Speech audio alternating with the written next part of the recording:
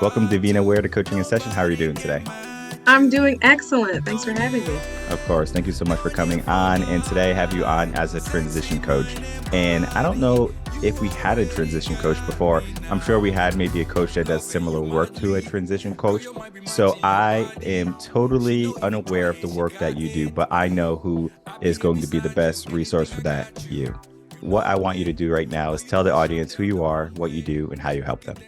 So, as you've mentioned, I'm a career transition coach and workplace strategist. Say that 3 times fast.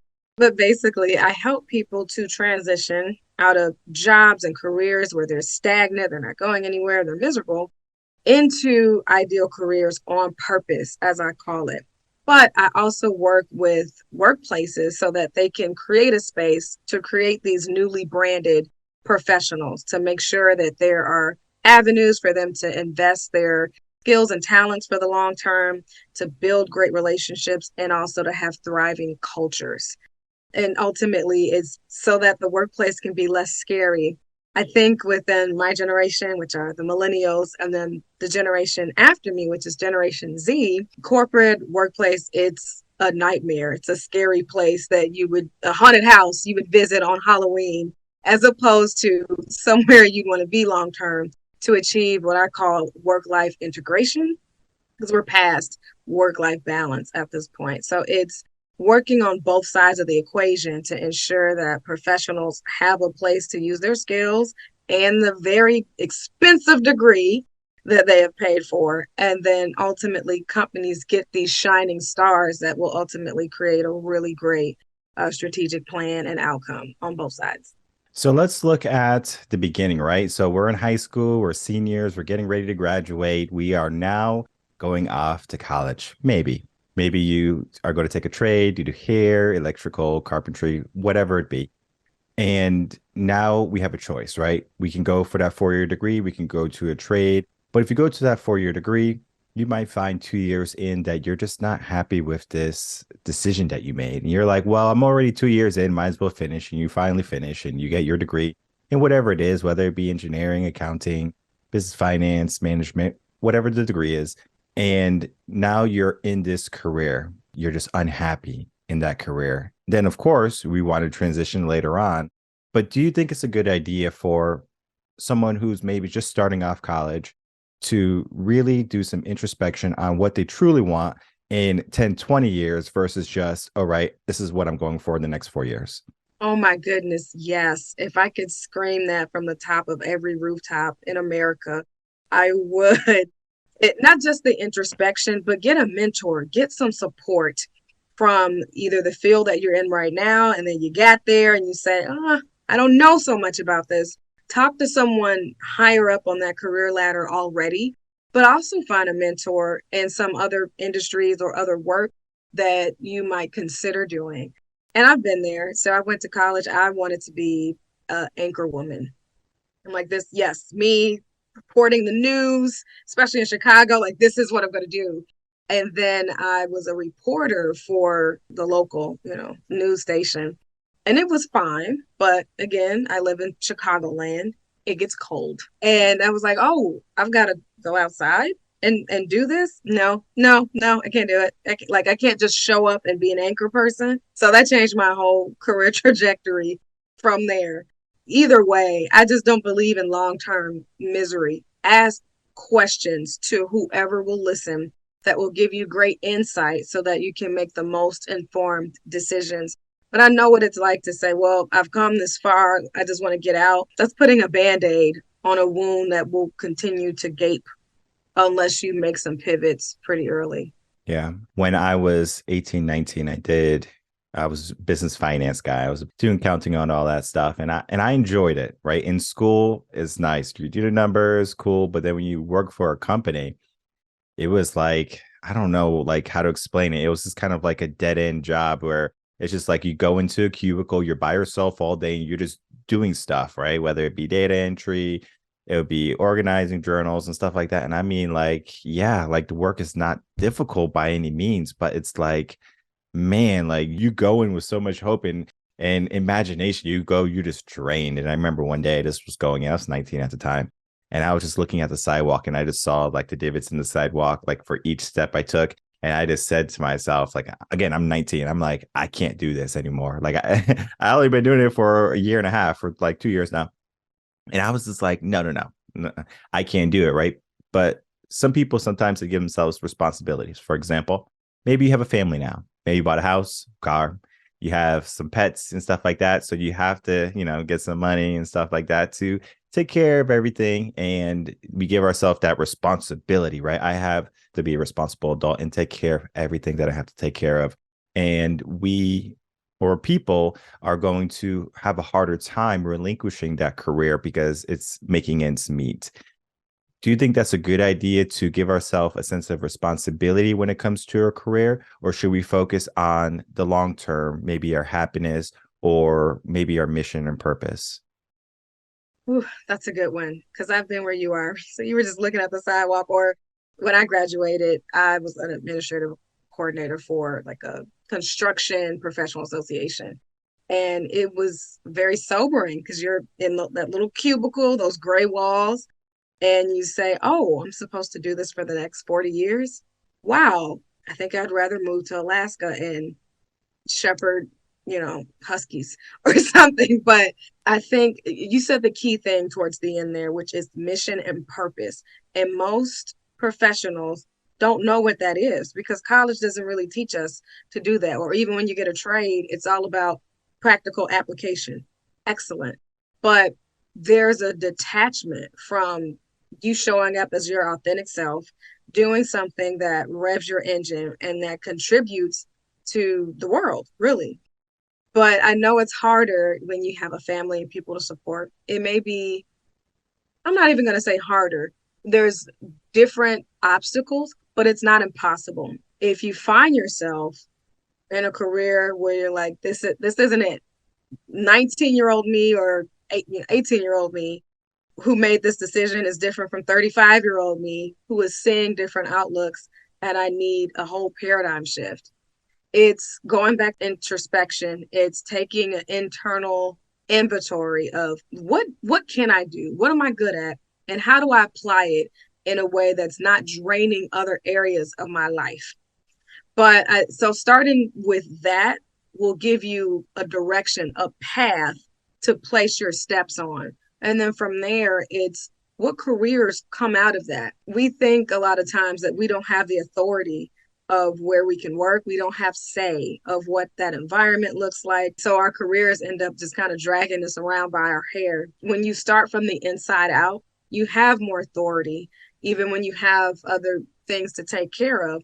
Maybe there's certain risks that you won't take, but there are certain decisions and choices that you can make that will still work for you and your environment and your situation and your family. But it starts first with taking that internal inventory and really understanding what your purpose is and being very clear on what is going to suck the life out of you as opposed to what is going to energize you to where on Sunday you don't have the blues about Monday. So there's still options for that person. Yeah, most people wait for Friday, dread Sunday because Monday's coming next. And we look at our mission and purpose after the fact most of the times, right? When we're young, we just kind of look at the money, maybe we look at, I guess, the social aspects of having a career or a particular type of job. For example, if you are a doctor, you could be a pediatrician, heck, you could be a veterinarian. It doesn't matter, right? You are a doctor, right? So we have that title. That right there is so big in society. That symbol, that status symbol right there. We look at that.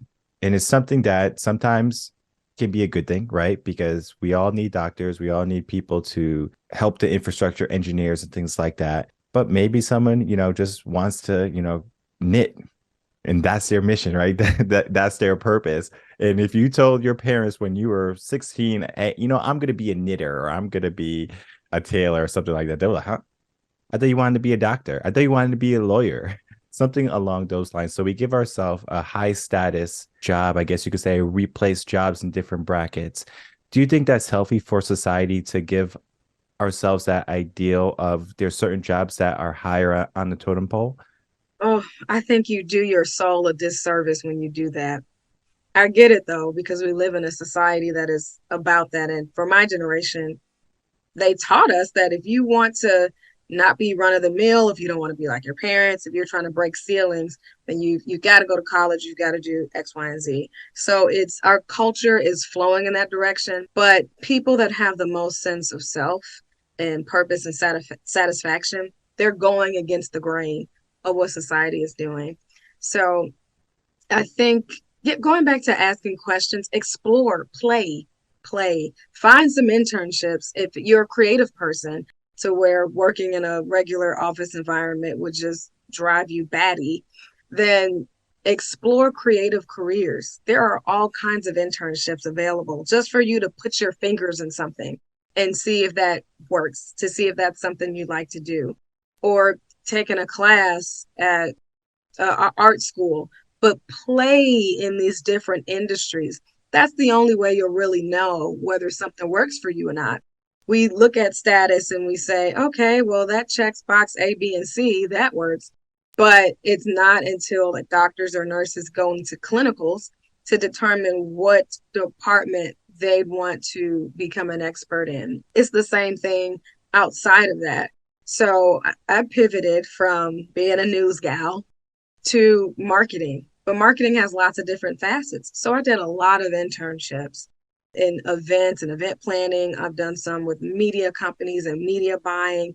But when I put my fingers in all these different places and got to see what the world was like, that allowed me to make a decision that was very authentic to one, my personality, how I move about the world, but also it made sense for my natural motivators and where I saw myself in life. We've gotten out of that because we think, okay, I've got to pay for X, Y, and Z, or I need the status and that'll make me happy, so to speak. But it doesn't start there. We've got to experiment. There are so many opportunities with the internet. We're hearing about different ways of doing things every day. Join that movement. Go with the flow of that, especially if you're in a bigger city. Like I'm in Chicago, there's so many ways you can interact with things, and it sparks things in your subconscious that maybe you didn't have access to before because we have such a routine in how we do things. So that paradigm shift can open up a whole new career path, a whole new network, and new ideas of how you can use your gifts and talents that you probably never thought of before because you never exposed yourself to it before. So explore, play, engage with industries and people that are outside of your normal routine, and you'd be surprised at what you find. Yeah, I definitely agree with searching, trying out things, and then playing with different areas of that realm. For me, it was teaching. And the spark for me was teaching. I just enjoyed teaching. And even when I was 18 and 19, I was doing business finance. The reason I was doing business finance was because I was really good at getting like A's in like high school and accounting and stuff like that. And so I'm just thinking in my head, well, this is like a natural talent for me. This is what I'm supposed to do. So I'm thinking in the term of I'm really good at it, so I might as well do it. But then there's something inside of me. This probably sparked when I was like in maybe sixth grade, where I was like, maybe I want to be a teacher. Maybe, maybe I want to be an educator. And so even when I was going for the accounting and things like that, I had in the back of my mind, I'm going to do this for 4 years and then I'm going to be a teacher. I want to make my money and then I'm going to go be a teacher. Long story short, I was like, 2 years in, I was like, I'm not going to make it 4 years. I was like, let me become a teacher. And at that point, I mean, I dabbled in so many different worlds of education. I was a swim coach. I taught music, and then I went on to teach the elementary schools, K to 12. For me, it was a journey where I went from high school in my natural talent and my gift, thinking that's what I needed. But then I said, well, what was something that kind of lit me up, that spark inside of me, which was teaching and education. And I mean, I even transitioned from teaching in the public schools to being my own coach, like, doing mindset coaching and things like that. Still the world of education, but just a different facet of education. So I don't have to be in a school, be a teacher, because what I found in teaching, it's a wonderful job. The people who do it are selfless. I could probably teach to this day if there wasn't so many restrictions and things like that on the education system. and teachers weren't handcuffed basically about teaching children the way it used to be. Like, sure, you growing up, because that was before all the standardized testing. We still had, some and stuff like that, but it wasn't as like, all right, give them a test, like a week long of tests. And I'm seeing first graders like literally going to work or going to school. Literally, they're drained, like they're like 45-year-old accountants in cubicles. They had the same look on their eyes. And I said, is that what we're doing? I was like, I cannot be a part of this. So I said, well, what's going to be the next thing? Right. These kids are going to go through the system and they're going to come out and they're going to need someone to take away their limiting beliefs. That's what I focus on. And what you focus on is the other aspect. You're focusing on the people who are going into careers that they're not looking at initially, their purpose and their passion. They're maybe looking at their gifts or their talents. And then they're like, I need to make some change. So it's always going to be a gap for that. So we do have to understand. But I wanted to get your take on the difference between, should someone follow what they're really good at, like their talents, their gifts? They're really good at math, you should be an accountant, you should be an engineer, something along those lines. Or should someone follow their passion and then build that into maybe a purpose? I love that question because you're right. We normally pick one or the other, but for true success all the way around in terms of your own sense of happiness and joy, but also the financial gains of it, they're not mutually exclusive. You need to do both. And that's what I teach people to do. How can we take that great gift of yours and then blend it with your talent so that it makes sense for a career path for you? I'll use myself as an example. My natural talent or gift that I could do all day long is speaking, coaching, public speaking. Love it. Great. And then some of the skills or things I'm naturally good at are strategy, marketing, branding. I'm in a position now where I help people with personal branding through coaching, or I'm always speaking from that lens. Or if I'm working on marketing projects, I'm thinking about the user experience and how they would interact with things. So being able to blend the two together, one, it creates a brand for you. And I think all professionals need one, but it also gives you this sense of flow. So you're not competing of, okay, well, I'm using my skills over here, but my gifts are over here. And then we end up filling up our day with both to try to hit these things so that we have some sense of fulfillment, but then we're burnt out at the end. And that doesn't really help how you even view or want to interact with or sharpen your talents or gifts if you're using them, not together. I think that's the sweet spot, is to take these items. The other thing, though, and I'm glad you mentioned it earlier, and I'm glad you said that, there are some things that we're naturally good at, but we don't necessarily love to do. So I give everyone permission to not use that. Some people can be really good at typing, but I don't want to do that all day. But if I don't make a conscious effort to extract that out of the equation, when I'm applying for things or people are asking, can you do this for me? I'm going to include that thing that I'm good at but I really don't like into what I do. And then you wonder why be happy, feeling good on a rise, and then boom, you're shot back down. That's why, because you've included something you're good at, but don't really like to spend your time doing. Take that out of the equation. Reporting numbers, I like them and I think they're great. They give authority and expertise, and I'm good at extracting them. I literally don't want to do that. Please don't take away from me being able to do the speaking part of it. Great. So now that's an opportunity for me to delegate or partner with people because of it. But now that I have taken like research and analyst out of the things I'm good at, now I have more room for the stuff that I want to do. And then it just makes it a lot easier. So let's blend them together. They're not mutually exclusive. Your brand should be both. Yeah, it's about creating that synergy between the two, because it's essential that you understand that if you're doing something long term, you have to appreciate it. You have to love it, just to, for lack of words, like love it, like truly, like I'm good at editing, right? Like I can edit really good if I want to. I can like make the most killer reels and edits and stuff like that, but I delegate it. I say, you know what? Get a team to do it. And sometimes I do jobs that I'm like, I could do so much better than that.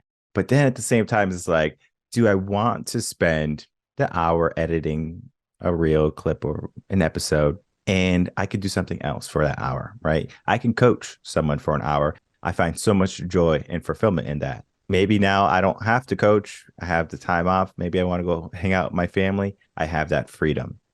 And if I had to edit, it's like, well, I got to edit. I just recorded this episode, got to edit that right there. Even though I'm good at it, even though I enjoy it sometimes it's good to delegate. Sometimes it's good to get things off your plate. I wrote a whole blog on this. The power of delegation is so powerful. I'm sure you're familiar with the Clifton Strength Finder test, where it tells you your strengths and it tells you what you're good at and it tells you where you're weak. But just because it's like a low number doesn't mean that you're not good at it.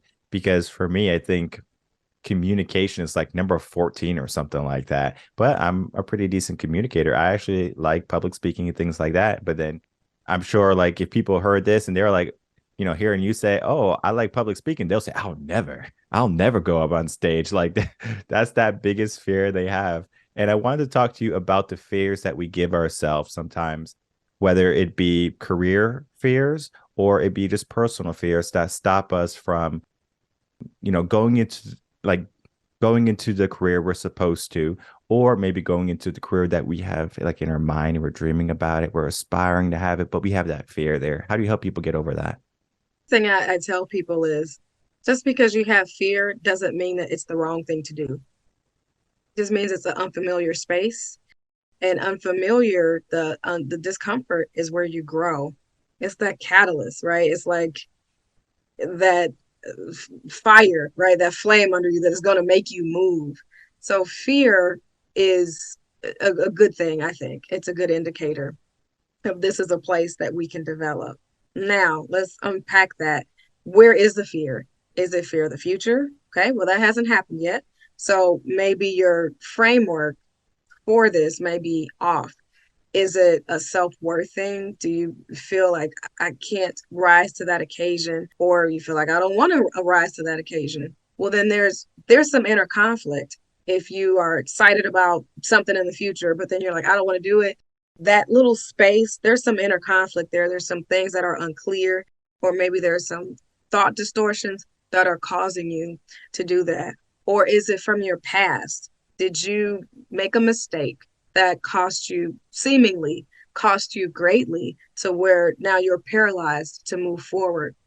So after one, accepting that fear doesn't mean run in the other direction, but then where is this fear and how can we place the truth within that? And sometimes you just need someone to talk you out of it or shine a light in those blind spots or explore your biases, which are, I think, unfairly placing too much emphasis on them, which is making fear erupt in the way that it is. Fear is one of those things that are an illusion. We give ourselves fears. When we're born with the fear of falling, the fear of loud noises, and any other fear that goes beyond that, we gave ourselves. So I always tell people that, because if you have a fear of transitioning jobs, you're giving yourself that. If you have a fear of public speaking, you're giving yourself that. If you have a fear of not being able to make ends meet, you're giving yourself that fear, because fear is taking the space of action. And we do have to have good action more so than just being in fear, because fear can be debilitating. It's like, oh, I don't want to take action. You can freeze. We have to be able to take action readily and immediately too. It's not so much, okay, well, I can wait. I'm okay for now. And yes, you could be okay in your job. You could be okay in your career. But when is that breaking point for you where you just have like a mental breakdown on it? And I'm sure you probably heard about stories of people just losing it at work. They'll have like a psychotic breakdown, heart attacks. I mean, like, so many horror stories on that where people just wait to that point. And I don't want people to get to that point. I want people to understand that they can make some changes today, right now. And early on, you said something, and I wanted this to be the peak of our conversation. You said there's new type of work-life integration and balance type of system going on. And I wanted to get your definition of the two and then maybe talk about how the system is now. Is it a good thing and is it a bad thing? So you said there's a difference between work-life balance and work-life integration. Think now work-life balance is you're able to spend your time either at work or at home in your personal endeavors, and they don't bleed so much into each other to where you can be fully present and not overwhelmed or overextended in either. With work-life integration, the work you do is an extension of yourself. So it's not this sense of, well, I've got to make sure one doesn't bleed over the other, or okay, I have to shut off my day here to say, all right, I'm not doing work in this, I'm resting.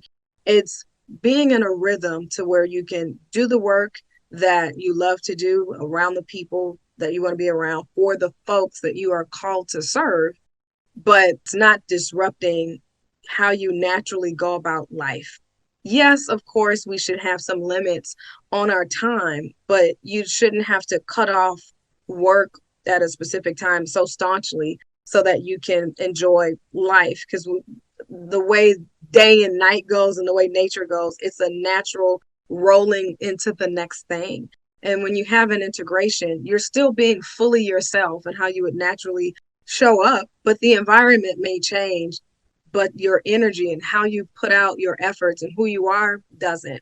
And most of us have that stopgap where we say, oh, this is work me, this is personal me.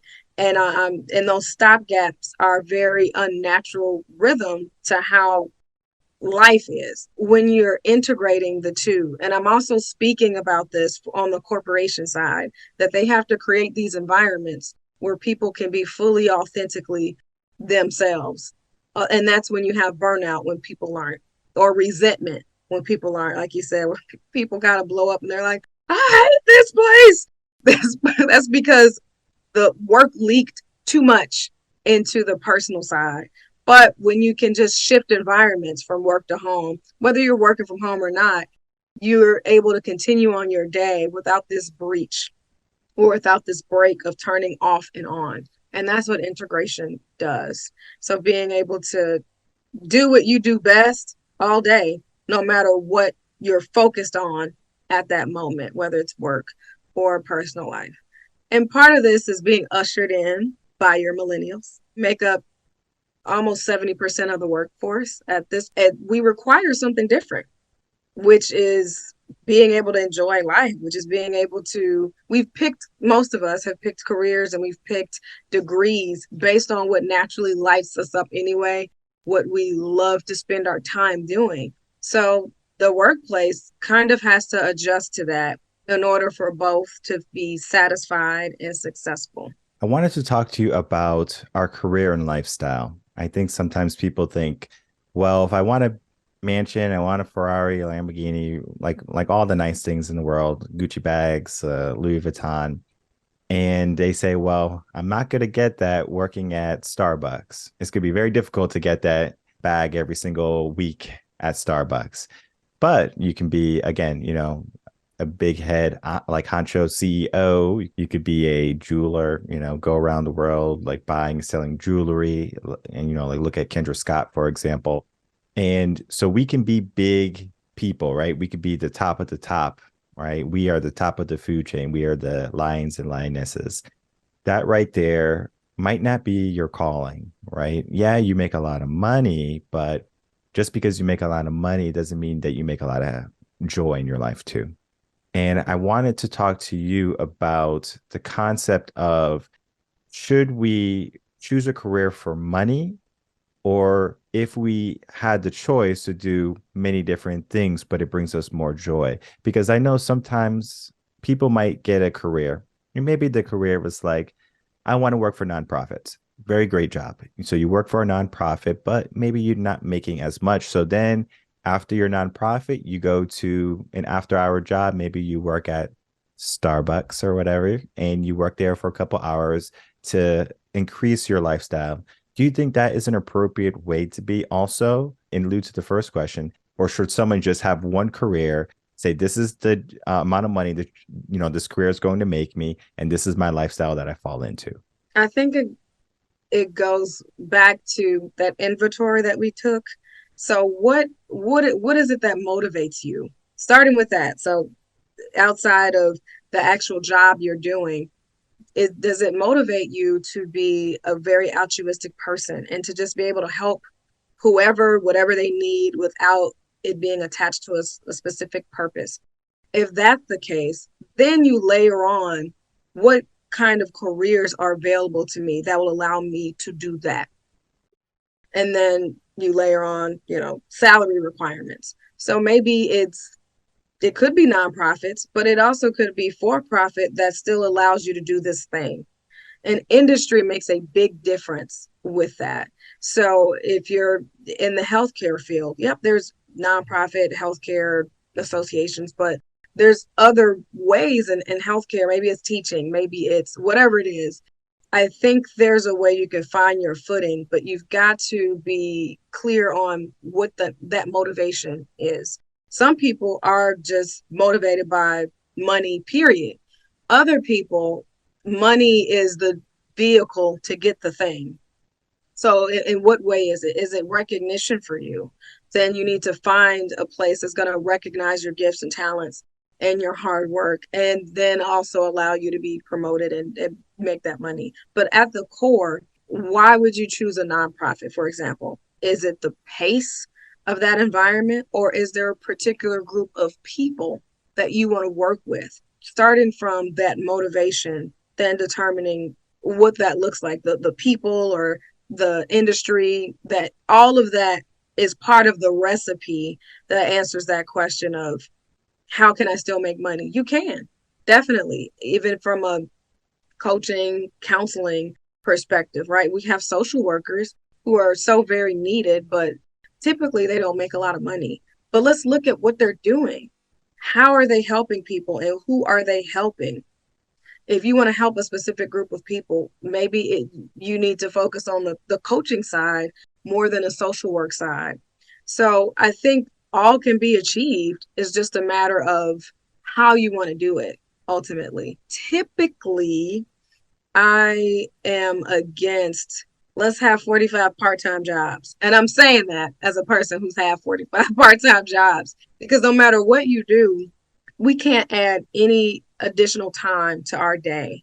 Time is a non-renewable resource. So the best thing that you can do is to maximize the efficiency of your time and not being burnt out. Yes, hard work, I'm all about that. It's better to work really hard and to be very focused within this hour than to be on a hamster wheel for several hours and then you're constantly switching focuses. I personally believe there is a way for you to make the money you want to make. I'd also address what's the driving force for that. Is it because of what you're seeing on TV? Is it because you're running from your past? Or is it because you want to have this particular lifestyle? And then put the frame around that. Does that make sense? Makes perfect sense. I actually 100% agree with that. Because if you're just inundating yourself with job after job after job to make ends meet, I encourage you to do a pivot at that point because you're just in that mindset of, all right, this is what I'm capable of doing. And you stay at such a low level.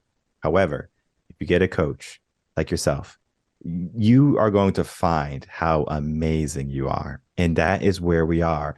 People don't realize just how amazing they are. They don't realize how much potential they have within them. They are limiting themselves so much. And the work that you do is helping people realize that, helping people unlock that, and helping people find that. And I loved everything about our conversation today. You're just spot on, hit after hit after hit. You're a rock star.